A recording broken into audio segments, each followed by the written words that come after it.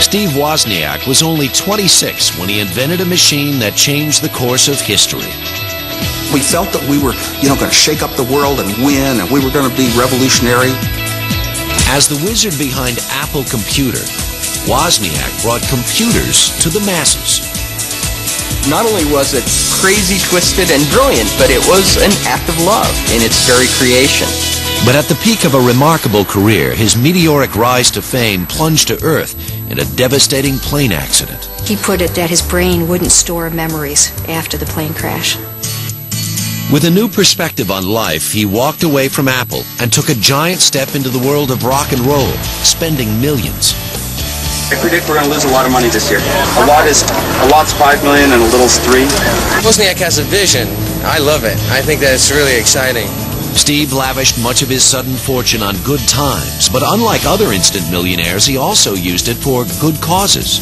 I told him how much I needed. He said, I don't think you can do it for that. How about $200,000? When he turned his back on the high rollers of high tech, he looked instead for personal happiness. People were calling us the Brady Bunch for a while. Though mostly out of the public eye now, his genius has made him a legend. It's like meeting the Wright brothers or something. I mean, the guy is like phenomenal. I think he's considered to be kind of a folk hero. A hero still known simply as the Woz.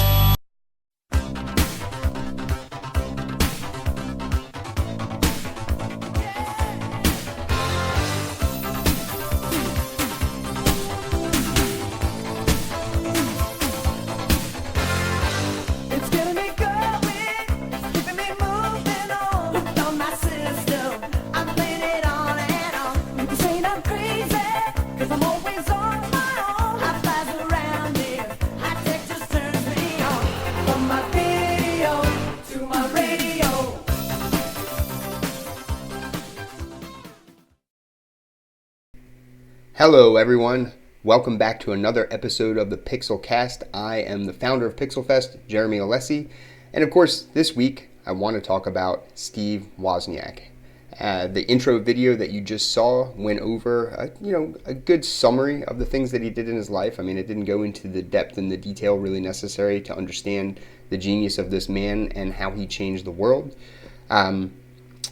For that, you can look at his book, which you can see there in the upper right corner, called I Was, which gets into his life in a great amount of depth and detail. This is something that he wrote and published in 2006 when he was 55 years old. So quite a bit of time has passed between when I Was came out and now. But I think it's a really good book to read, especially for indie game developers. Maybe you don't know this, but Woz is essentially single-handedly responsible for, in my opinion anyway, creating the indie game development landscape as we know it today, because he made the Apple II completely alone. He made this all by himself. He was an engineering genius, and I guess you could say is an engineering genius. He made this computer alone, unassisted. He had been developing circuits and registers and hardware for essentially his whole life. His father was an engineer, taught him at a young age, and so by the time he made the Apple II, it all added up, and he created this revolutionary machine that was unlike anything that had ever come before. And when you dive into the book, you can see just how responsible he is for creating this landscape. He also talks about games because they were very important to him. When he created the Apple II, one of the first things that he did with it was sit down and program Breakout on it. And I think he said he did it within a half an hour. But the computer had BASIC as a built-in programming language that he created.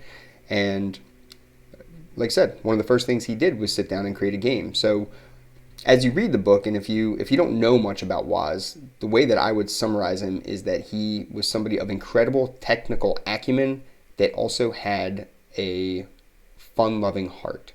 And I think that more or less sums up what we are as game developers now. And the truth is that without Steve Wozniak, I don't know if this whole landscape would be here. And I just didn't realize that. With the book, I got it in 2014. I saw Woz speak at Chrysler Hall when he came. He was part of the Norfolk Forum that year. I actually got a season ticket to the Norfolk Forum just so I could see Woz speak. And some of the other speakers that came were great too, so it was a totally worthwhile endeavor, although I would have bought the season pass just to see Steve Wozniak. And actually, let's see if this works. Great. there I am with Steve Wozniak. He signed my book, and also in that picture on the table you can see an iPhone open with tunnel traffic. So this is a fun story for me to tell, but I showed Woz tunnel traffic at the time, which if you don't know, in Hampton Roads, obviously, we've got these 4 tunnels that are crossed about 500,000 times a day, and traffic can crop up on them in a moment's notice. And tunnel traffic is built so that you could pick which tunnel you want to go over, and you can sort of create a path at a glance. It's almost like a traffic gauge for traffic. A gas gauge for traffic. And I showed him this app, and he said, "Oh wow." He was very excited about it. And coincidentally, those were also Steve Jobs' last words before he passed away. So that was kind of an incredible moment for me.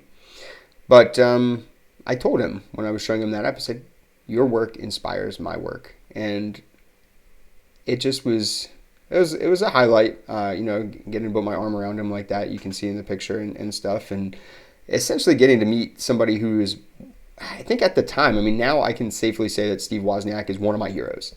And at the time, I just don't think I realized how responsible he was for the way things are today. We hear a lot about Steve Jobs and how he changed the world, and he's the genius that changed the world and all this. And we don't hear as much about Steve Wozniak, but I think it's actually safe to say that it was Steve Wozniak that changed the world. And some people might want to fight me on that, but when you actually go back and look at the history of this thing, it was in the engineering and the design of this machine, the Apple II that he's sort of in the background there. It looks like he's playing as a guitar. This machine was incredibly powerful. It was affordable, and it was so elegant that people could pick it up and make it their own. And it was also extremely dynamic. It had 8 expansion slots built into it. So when you actually go back, you can see people were able to extend this machine and make it do all sorts of things that it was never intended to do originally. And Steve Wozniak was single-handedly responsible for the engineering of this machine. And it was an incredible feat. Now, obviously, you needed Steve Jobs to get this, I think, to push this and get it out to the masses.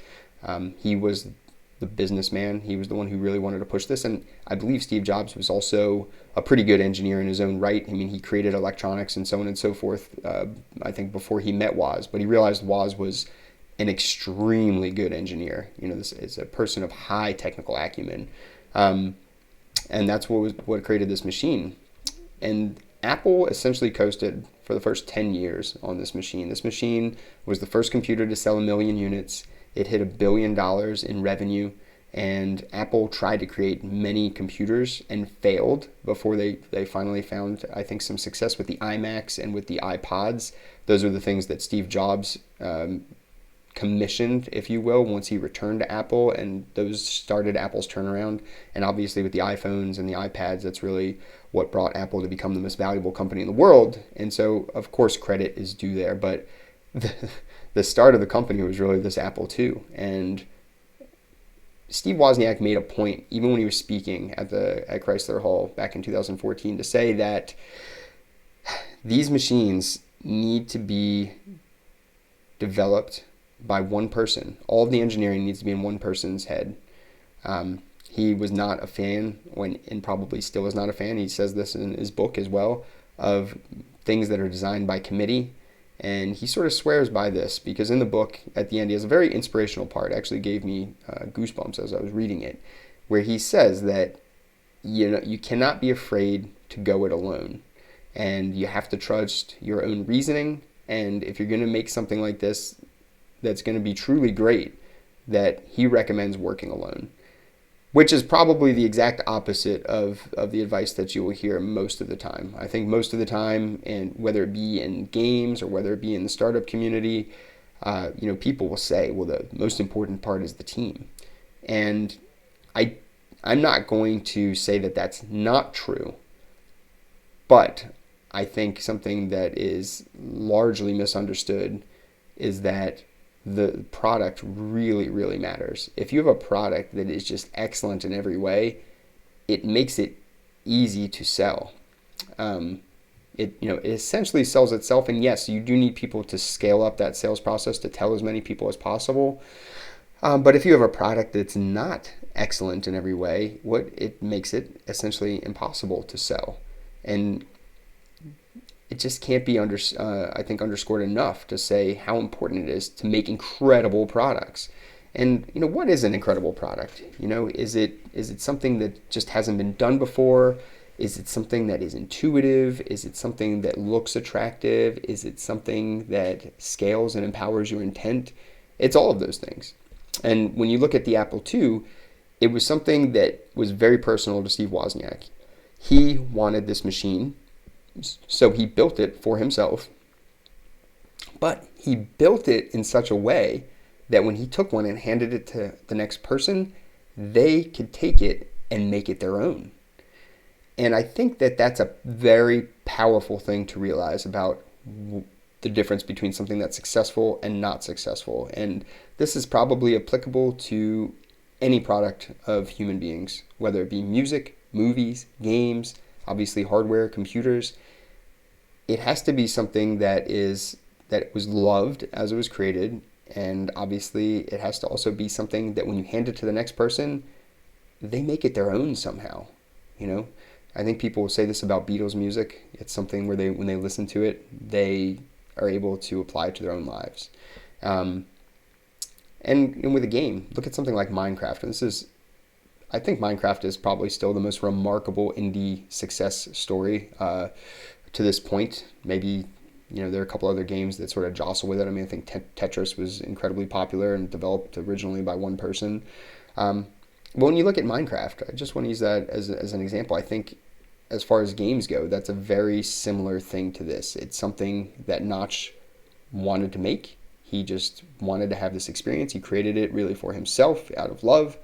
And then when he handed it to the next person, they realized that they could make it their own. And so on and so forth. And then they could share it with their friends and all that. And so there's just something very powerful to products that can be made, that can be sort of molded to the person using them. And obviously with games, we don't see that all the time. And maybe that's something that people need to pay more attention to when they're making their games. So I'm trying to think what else to say here about Steve Wozniak. This episode, I think I'm just going to focus on this. I'm still waiting to hear back some news from the city of Norfolk on PixelFest, so I don't have anything super new about with regard to that from last week. And reading this book just had such an influence on me this week that I really wanted to focus on it and really, I think about it sort of long and hard and just espouse my feelings, like just talk about them after I read this. And I don't know if I got it all out there or not, to tell you the truth. It's I'm looking at that picture of me and Woz right there, and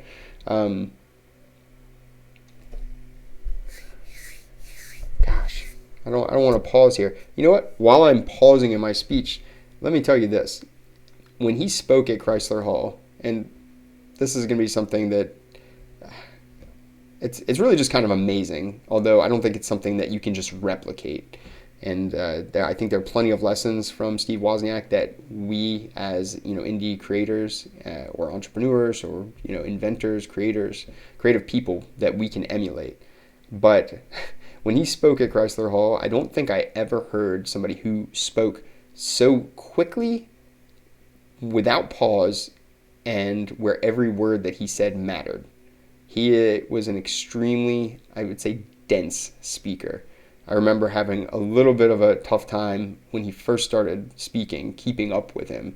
Now, he said that he was nervous, and he's not really the type of guy, I guess, that likes the limelight. Although you could see in that intro video about his life that there were plenty of moments that he was in front of a bunch of microphones and doing the whole 9 yards. And so he wasn't, I don't think you could say he was necessarily too uncomfortable with it either. He did it. Maybe he did it just because he felt responsible. But wow, when he spoke at Chrysler, I just remember sort of you could feel this intellect as he was speaking. And so he stated quite plainly that he had an IQ at 200 or above, and that obviously that was what was required to do this. If you go find that bio, I took that clip of just the very beginning from a biography about him that's in 6 parts. You can find it on YouTube. They said that when he would design a chip, something that would take other engineers 70 transistors to create, he would do with 6.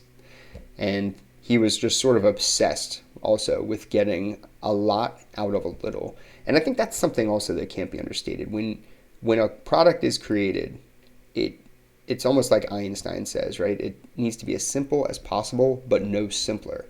And Steve Wozniak exemplified that when he created his computers.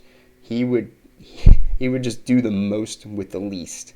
And that's something I think that's very important. And, when he did this, I think Apple really had no money. The Apple II is what they built the company upon. And so I think something else. And he talks about all of this in his book. He talks about, starting with, basic sort of middle class upbringing, not having a lot of money, being able to create whatever he wanted, though, with very limited resources, just using his mind. We've all been given time, and we've all been given, a mind, and a mind is something that can constantly be worked on and improved. And so even if we're not all born with a 200 plus IQ, we can take our minds and our creativity, and we can generate value with that. Really kind of an incredible thing. Now also in that intro clip, you saw how Woz created a little bit. You could see how he created a festival, and that's something I didn't know about him before reading this book, and watching biographies and things like that. I got it out of the book though. In 1982, 1983, he created something called the US Festival, and these were mega. Like about 500,000 people attended them. He put $10-12 million into each one. He lost a lot of money, actually, although if you go back and watch the biography, they said his Apple stock was going up so much that it didn't really matter. He may have lost $5 million cash out of hand throwing those festivals, but the Apple stock was increasing in value so much that it just totally overtook and eclipsed that even over the weekend. But at these festivals, and the way that if I'm reading this right, he was also the first person to fuse games, computers, technology, and music, and bringing that all together. I think a lot of us look at something like South by Southwest as the genesis of these types of things, and there are other festivals. There's so many festivals these days, but Woz, it seems like, essentially invented that concept as well. So if you go back and you watch that, you'll see the tents that he set up with computers and computer games, where there are the early 1980s, sitting down playing these computer games, probably while their parents came maybe to hear the Grateful Dead or one of the other huge rock bands that were there. But he already was doing that, and throughout the whole 1990s, I think he was a teacher. He spent about a decade just as a teacher, because he realized that he had these incredible talents, and he through festivals, and he tried to share it, and then he just found a great deal of satisfaction in teaching young people and trying to pass on his skills. And that, the funny thing about it is, from me growing up, always reading about the game industry, and the people that I read about early on were really more like the Shigeru Miyamotos of the world, maybe the Will Wrights of the world. Trying to think of like the earliest game designers that I was aware of. I believe Shigeru Miyamoto is probably the earliest that I was aware of. But just reading about game industry news all the time, there was this underlying tone of games are fun, and that there's a very thin line, if maybe no line at all, between fun and education. And so everybody in the game industry is always pushing for education, even when they're talking about popular mainstream games. There are things that you can learn about them, doing the Games Demystified series, or like on this show, we'll do the Let's Get Techie with It. Or if you look at like Retro Game Mechanics Explained that we shared with regard to the Castlevania thing, we take these fun games, these fun experiences, and then we break down these mechanics, and there's almost something inherently educational about even playing a game itself. Essentially, it's one long lesson in, educating yourself in order to overcome the adversity of the game. But that all that undertone, and all those people that sort of reiterated that, on up to where I'm at and beyond. I mean, then there's hundreds of people that have sort of reiterated this mantra, but essentially that all started with Woz, as near as I can tell. I mean, I'm sure there were other people in Silicon Valley that got him onto it. Maybe like the folks at Hewlett Packard, and I believe Steve Jobs was also responsible for this, and it was probably something in the culture there. The seeds were planted very early. But I I don't know. There was so much about his life that I didn't know. And when I looked at it, I said, wow, there's so many people that are essentially like doing this thing, creating technology, trying to share it, make it fun, educate people. And it's just sort of the way that the industry has moved. And, when you look at the genesis of it and you look at the Apple II or Apple as a company and, creating this machine where they envision anybody can buy this thing and hook it up to their TV and just use it. And we're going to, decentralize these power structures, because at the time, computers were there, but they were predominantly mainframes or big IBM, machines that just large companies had. Nobody was able to just get a computer, bring it to their house, hook it up to their TV, and all of a sudden, play games or, run VisiCalc, which I believe was like the first spreadsheet, and take advantage of that to improve their business or even just improve their family finances and so on and so forth. So, gosh, it's just incredible. But I think one of the points that I really want to drive home, and it's very personal to me, because at the core of PixelFest, as a child, I remember seeing Apple's commercials, and I'm sure I probably saw these guys on the news, and these seeds were probably planted in my own mind very early. And the way that I think and my approach is probably very much based on what these guys did, which, they were doing this before I was born, and they were doing it obviously throughout, my whole childhood. And so they were shaping the world as I was coming up, and now the shape of that world is something that, I have to live and play with, and all of us do. It's kind of amazing how these people can, how one generation shapes the next, and so on and so forth. But specifically with PixelFest, of course, the tagline for PixelFest is growing through love of games. I think that, Woz essentially exemplified that. I mean, if I was going to say that there was a person that was like, well, this person did it, and created it and like gets all the credit essentially for it, like that's this guy, right? I mean, he loved playing pranks, he loved games, he loved playing games, he could make them, but essentially was like, hey, we're gonna have this thing that helps you to grow while you have fun with it. And just oof. And also to get a little bit more local, I've been participating in the startup community around Hampton Roads since 2012. I mean, I did, obviously I was doing business and doing other things before then, but that's when I really started running into other entrepreneurs that were engaged in startup competitions. And, there's this whole ecosystem. I mean, if you haven't engaged in it, it's pretty amazing. Startup Night is still going on, and that's something that you can look into. You can find that on Facebook or meetup.com or something. So you can go to Startup Night. Obviously, you can come out to a PixelFest Devs meetup. The next one will be November 19th, Tuesday, November 19th. And I believe we'll be back out in Hampton. Probably, we might pick a new place to go, but we'll be out in Hampton, and I will let you know the exact location. Anyway, I'm really going off on a tangent here.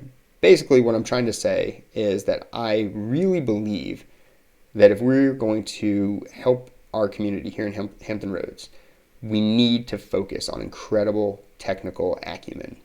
And I just don't see it enough. When I was engaged in the startup community, it was one of those things where people were always asking me to build their stuff. And still to this day, a lot of people are coming to me to ask me to build their stuff. To tell you the truth, there hasn't been a single 757 Angels capital raise or 757 Accelerate cohort where one of those teams hasn't come to me and asked me to build something for them. And that's because over the years, I took lessons from the people that came before, and what I noticed was that incredible technical acumen was one of the things necessary for this. Now, it wasn't the only thing necessary, but it was one of the things. And with PixelFest, of course, that mission of growing through love of games, I want that to be something that is sort of all-encompassing. Like it applies across the spectrum. It's not just technical acumen, but it, in a lot of ways, it is about technical acumen. And but it's technical acumen with fun and with, I think, something that can be as easily associated with. I mean, there's all of that as well. I just can't talk about it enough, though. That what I don't see in this area is enough technical acumen. We need more folks that are thinking about what Steve Wozniak did and fewer folks thinking about what Steve Jobs did. I'll even, I'm just going to go back into the history books. In 2000, I'm trying to think, it was 2013, I participated in my first Start Norfolk. So I won at Start Peninsula in 2012 for Handheld Handyman, which eventually became Stream SDK. Still working on that, very close to release. But in 2013, I had a guy who was interning for me, Justin Norman, great guy, works at Booz Allen now in Texas, last I checked. But he wanted to come and do another startup competition. So he was in Start Peninsula. That's how we met. He did not win at that competition, but he decided, I'm going to go ahead and give Start Norfolk a try with the same thing. And he needed a demo to show what he was talking about. He was an early adopter of augmented reality. I had already been doing augmented reality with CAR, C.AR, before that. And I think the first person to introduce me to augmented reality was actually Leroy Bainham. When we were taking those Paul Hemus trackers and headsets and hooking up Aerial Antics to VR, he also cued me in on augmented reality. And of course, all of these principles go way back to even like the 60s. So, I mean, these things have been around for a long time. But anyway, in 2013, I decided, Justin Norman has helped me a lot with this. He was interning for me, and he created some projects and was really being very helpful. So I wanted to help him. And so I came to Start Norfolk, and I created the demo for him. I did the technical work. He's a technical guy, but he was sort of, at the time, was just learning to get very technical, and he didn't quite know how to set this stuff up. So I decided I would let Justin, he's going to be the pitch man. This is his thing, but I want to help him, right? He's a good friend of mine, and I want to go ahead and help him do this tech. Now, a lot of people were really impressed with what we did, but I remember the strangest thing about it. I had done all the tech. I had done all this stuff. And I had previously won at a startup competition. So people knew I could get up, I could speak, I could be the pitch man, I could do all that stuff. But when we did this one, there was, I think, very little credit shown for what I had contributed that weekend. And there was a tremendous amount of praise for Justin. Now, it was his thing. He deserved praise.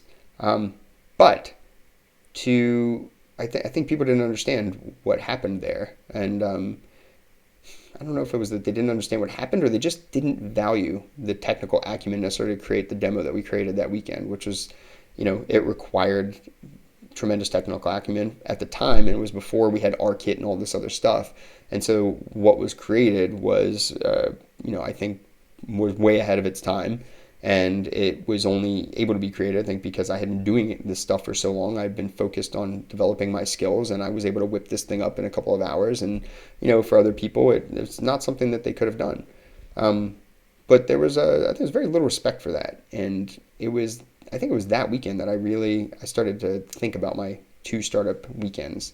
And the first startup weekend that I did was at Start Peninsula, of course, and won there. But I imagined that I would be taking and building this technology over the weekend and then showing the technology. But really what I did over that weekend was build a PowerPoint presentation.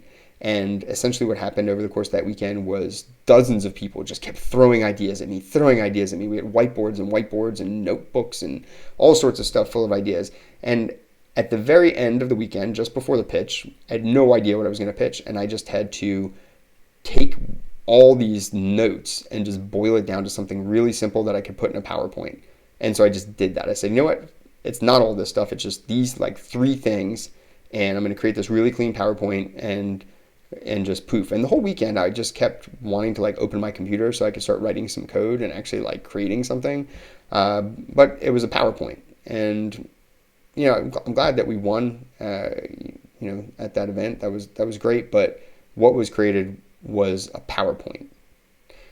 And at Start Norfolk, of course, when we did that, what was created was actually a working functional app.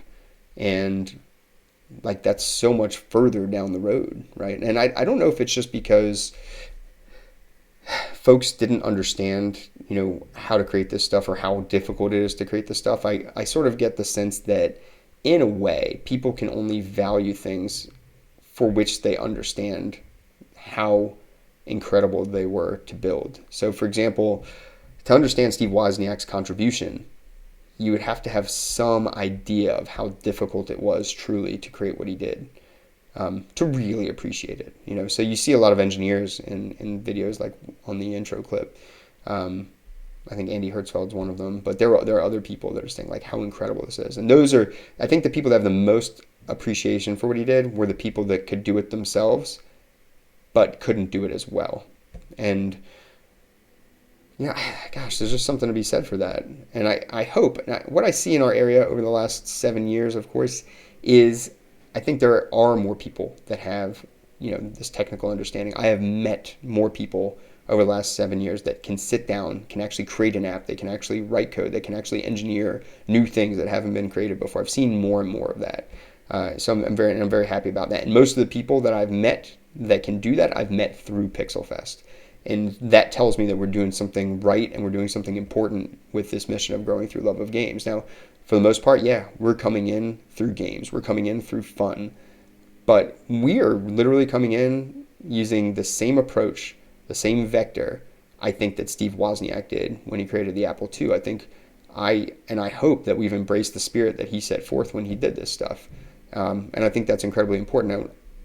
I think all I can hope is that at some point, because of what we're doing, somebody here becomes the next Steve Wozniak or the next Steve Jobs, whatever, the next person who just is having fun and they're engineering and they're thinking about what they want in life, and they end up creating some magical thing that they want, that they love while they're building it, and they do it out of the spirit of fun and out of sharing. I mean, that was another thing with Steve Wozniak. I mean, this guy was just the most gracious and generous guy in the world. I mean, when he built his first computers, his Apple I and stuff, I mean, he literally just gave the design schematics to people like, hey, go build your own. Here, I designed this, but just like take this. Here's a parts list. You can go build them. He's literally just showing anybody that he could and sharing. And when Apple went public, there were a lot of people that didn't get Apple stock, and he gave people some of his stock, and then he also set up a deal like, hey, if you want to buy some of my stock for $5 a share, go ahead. That's a deal you're not going to get when it goes public. It's going to be much higher. So I think there was just like a whole sharing element to what he did, and it's obviously incredibly important too, because without sharing, new ideas aren't generated. In the book, he talks about the homebrew computer club. They would meet on a college campus and discuss new computers and what they were, things that they were building themselves as well. And so that whole spirit of that too, I mean, I think that's something, the spirit of all these things, they have just spread, right? These things have just spread from where these guys were 40 years ago to where we are today. And it's funny how the Silicon Valley culture, I think, is sort of spread across the globe at this point, right? I mean, you see this everywhere. This culture has exploded. It's come across the globe. There's so much collaboration, and that collaboration, of course, it needs to be done through love and caring and fun, but through technical acumen. Like, just to come back to that again, if you are watching this and you're not really working on your technical skills, and you think that there's somebody else that's going to do it for you, something to that effect. I'm just trying to think. You think. You're going to be, if you could choose to be a Steve Wozniak or a Steve Jobs, which one would you be? And I think that more people need to think, I'm going to be the Woz of, I want to be like a Woz, not like a Jobs. Jobs gets, more of the magazine covers and more of the credit and all that stuff, but without Woz, probably would have been like a used car salesman or something, right? Like, what would he have been without being able to stand on this engineering that Woz built? Woz sitting in his bedroom night after night after night, putting circuits together, creating them on paper when he was a kid, just sitting down and building, hordes of logic gates into registers, into computers that would have functioned. I mean, he even said that he'd done that so much on paper that when he built his first computer, it just worked. I mean, that's incredible. And in his book, I mean, he has there's the story of Pong, which is, I think it's in the Steve Jobs book, and Breakout, where Steve Jobs had an opportunity handed down by Nolan Bushnell. Hey, we need this single player Pong. It's called Breakout, and we need it really fast with very few chips. And Jobs knew that Woz could do it.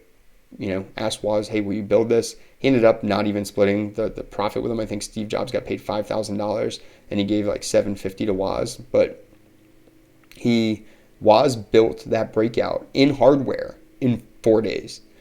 something that he said that other people would have taken months to build, and he did it in 4 days. That is because this man, throughout his whole life, practiced and practiced and practiced and perfected, right? He had his 10,000 hours, plus in.